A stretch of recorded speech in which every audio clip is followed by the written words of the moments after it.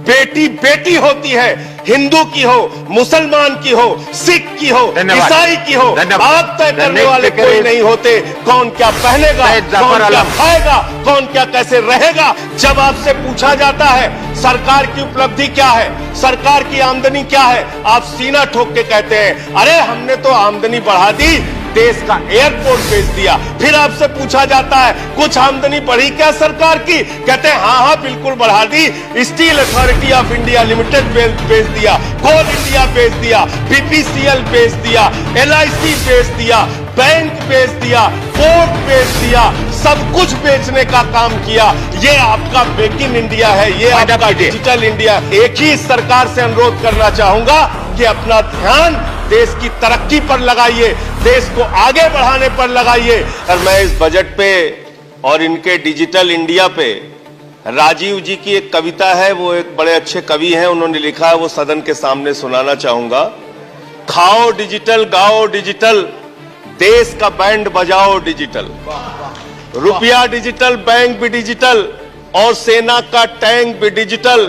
बच्चे पाए डिजिटल शिक्षा और फिर मांगे डिजिटल भिक्षा।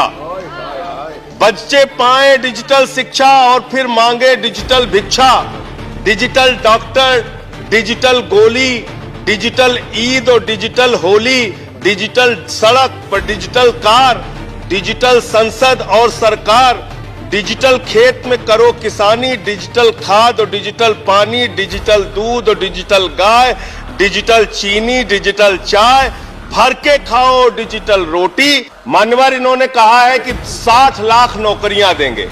मैं पूछना चाहता हूं, आपने तो स्वयं स्वीकार कर लिया, पहले तो आप 2-2 करोड़ करके लोगों को मूर्ख बनाते रहे और अब आप खुद स्वीकार कर रहे हैं कि 2 करोड़ आपके बस की नहीं है। अब आप 60 लाख नौकरियां देने की बात कह रहे हैं। और आप नौकरियां कैसे दे रहे हैं नौजवानों को मान्यवर?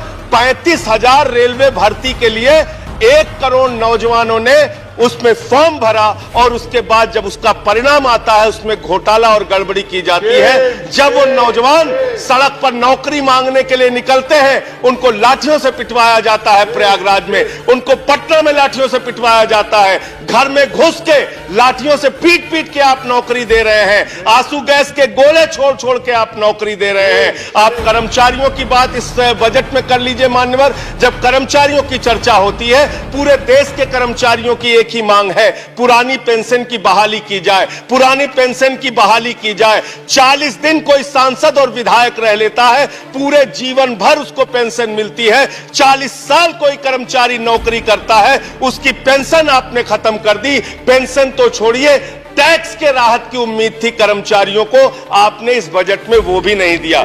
इसके साथ साथ मान्यवर आपने इस बजट में किया क्या है? 22 तक सबको घर देने की आपकी योजना थी, वो 22 तक घर देने की योजना भी पूरी तरीके से जमीन पर उतर के नहीं आई, वो भी फेल साबित हुई।